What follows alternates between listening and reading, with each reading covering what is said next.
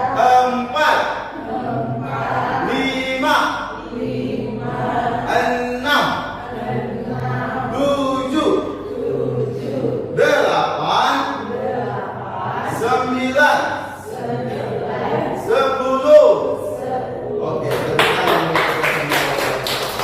tetap berdiri, kita nyanyi dulu Bapak Ibu. Kamsha arigato, thank you. Kamsha arigato, thank you. Kamsha arigato, thank you, arigato. Mau dia terima kasih. Sampai tepuk tangan ya Bapak Ibu. 1, 2, 3 ya.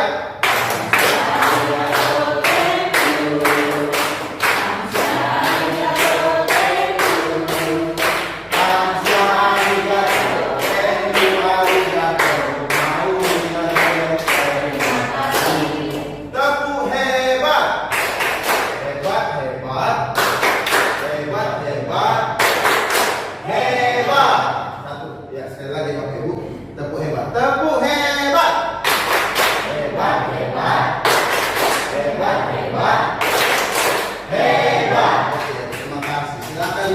Bapak Ibu, ya sudah selesai kembali. Kita lanjutkan slide selanjutnya. Ini adalah nomor 2 dari yang terakhir. Ya, nomor 2 dari yang terakhir itu keyakinan kelas. Mengapa disebutkan keyakinan kelas? Mengapa tidak peraturan kelas? Ya Bapak Ibu,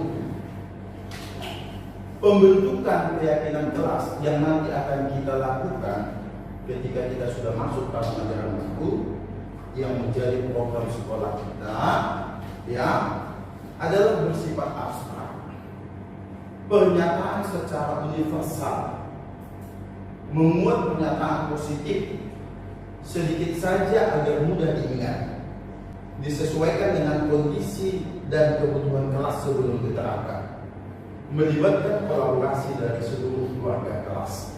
Jadi Bapak Ibu, nanti ya ketika sudah tahun ajaran baru, kita buat dulu kontrak kuliah yang dilakukan dosen kita kepada kita itu kan hanya satu, berpihak pada dosen. Dia yang menentukan kok, dia yang menentukan Bapak Ibu.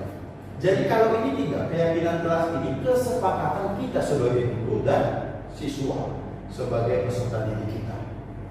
Kita maju, kita kasih nanti pleno, ya boleh kita kasih pleno. Kalau tidak pleno boleh satu lembar kertas yang ditempelkan di papan tulis.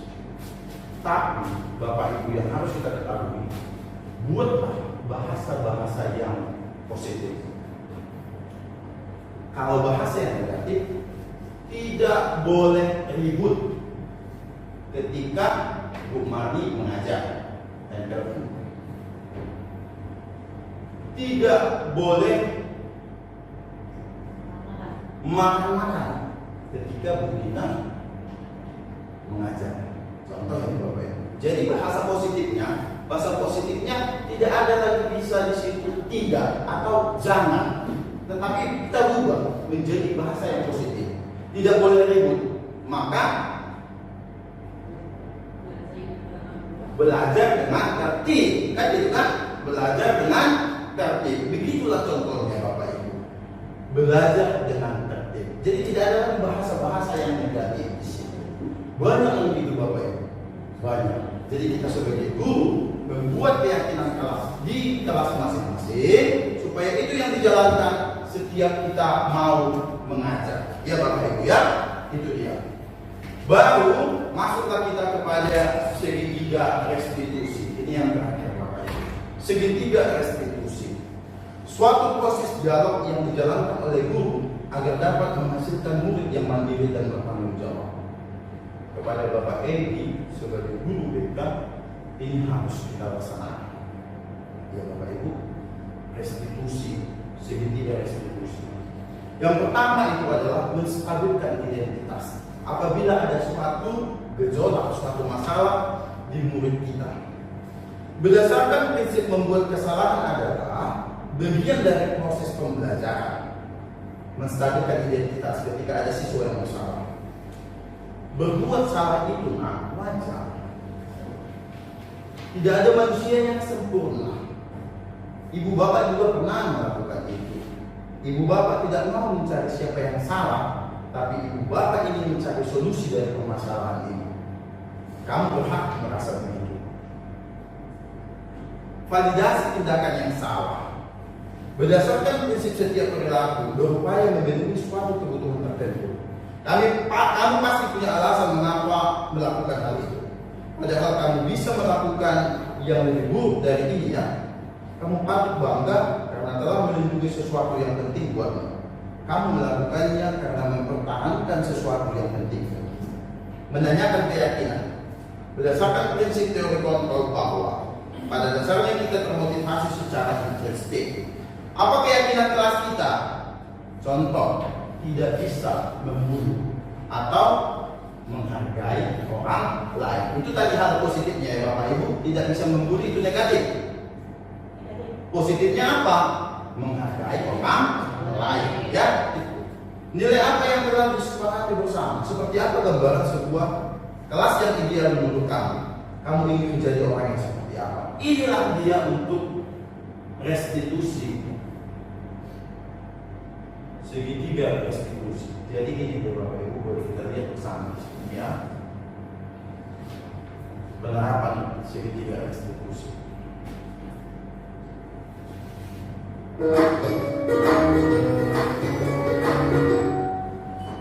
Salam dan bahagia Ibu dan Bapak guru hebat.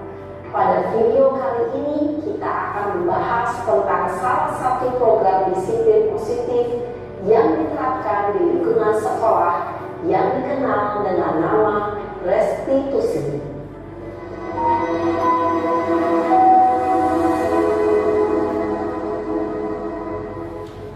Restitusi dikembangkan oleh pakar pendidikan Diane Gosson, berlandaskan pada teori kontrol Dr. William Blaser.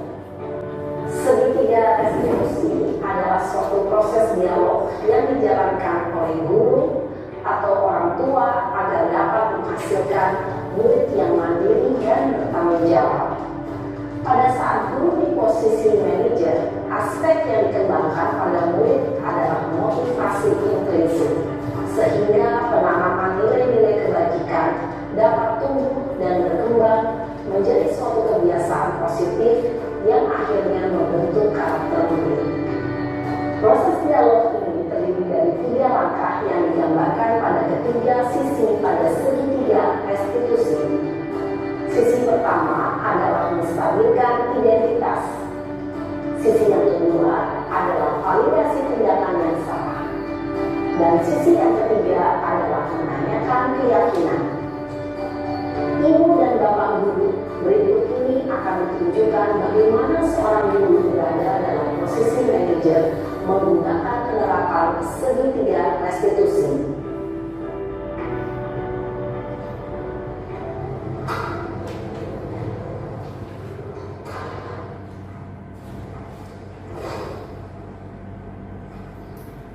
Siang sana. Siang Pak. Sudah lama nggak ketemu sana? Kenapa hari ini ada di sini? Kesel Pak, kesel banget. Masa aku dikatain tukang fitnah Pak? Ya aku marah lah. Aku balik ke TK di depan kelas. Kesel banget. Oh gitu. Ya pasti kamu marah dan kesal. Bapak juga akan marah apabila ada yang menuduh Bapak seperti itu. Kemudian pada saat itu kamu mau melakukan apa? Ya saya harus memakai TK Pak. Kesel banget. Saya takut dia depan teman-teman lain. Oh begitu. Pasti kamu melakukan seperti itu karena suatu alasan tertentu kan? Iyalah, saya diam saja Pak. Ya saya ada diri lah. Masa saya dituduh tukang fitnah? Ya wajar lah. Mempertahankan harga diri itu sesuatu yang penting buat kamu. Untung kamu tidak bertindak lebih gegabah lagi, hanya membentak-bentak. Iya Pak. Untung saya masih bersabar dan hanya membentak saja. Sudah gemes padahal. Saya pasti bela diri lah. Ya pasti ya. Tapi kamu memilih untuk tetap bertahan dan bersabar. Kamu memilih untuk tidak berbuat lebih parah lagi kan? Iya. Nah, sekarang coba kita lihat lagi tindakan kamu yang bentak-bentak mereka di kelas. Tindakan kamu itu kira-kira sesuai dengan keyakinan kelas atau prinsip kamu tidak? Enggak lah Pak. Capek Pak jadi pemarah.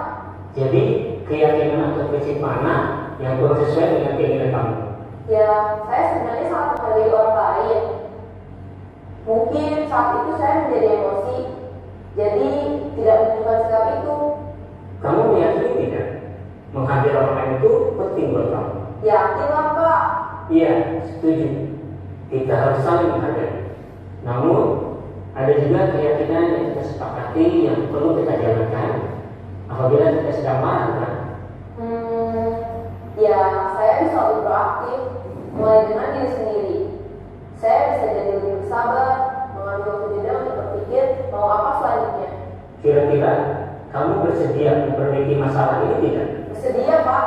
Kalau kamu memperbaiki masalah ini, kamu akan menjadi orang seperti apa? Saya akan menjadi orang yang bertanggung jawab kali ya Pak. Dan senantiasa proaktif. Iya, menurut kamu bagaimana rasanya menjadi orang seperti itu? Ya nyaman lah, bangga bisa bersabar dan tahan diri. Baiklah kalau begitu. Yuk kita pikirkan bagaimana memperbaiki masalah ini.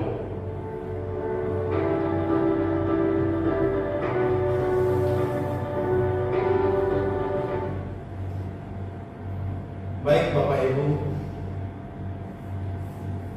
itulah contoh kecil dari segitiga restitusi ya Bapak Ibu, di mana ketika ada dijumpai masalah, yang pertama itu adalah menstabilkan identitas, baru yang kedua validasi tindakan yang salah, yang ketiga menanyakan kembali keyakinan kelas atau peraturan kelas yang kita bisa terima untuk saat ini ya, bahasa peraturan kelas, tapi nantinya kita akan ubah itu menjadi keyakinan kelas Bapak Ibu ya.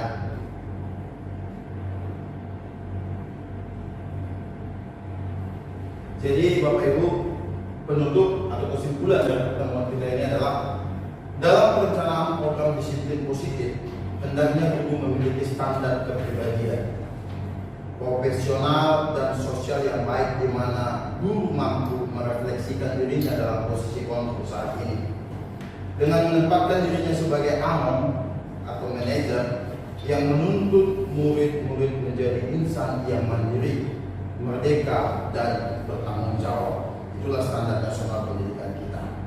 Bapak Ibu, sampailah kita di pada penghujung acara kita, kegiatan untuk berbagi hal disiplin positif pada sore hari ini.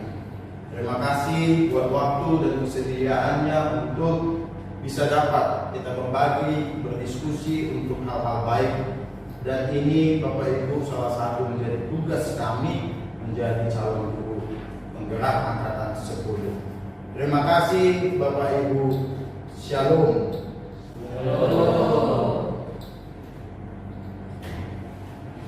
Oke, monate kamsia, arigato. Thank you. Ini yang apanya Pak? Tiba ini.